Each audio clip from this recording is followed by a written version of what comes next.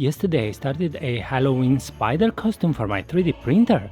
It finds the spider lovely, but I thought I should add something else. Totally my idea. And you suggested a witch.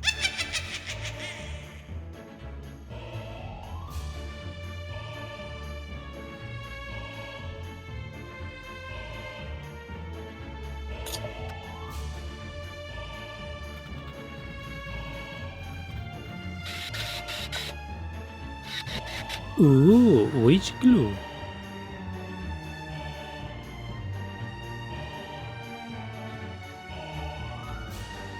Well, feeling great already? No? Okay, guess I'll try again tomorrow. What should I add next? Help me with a comment.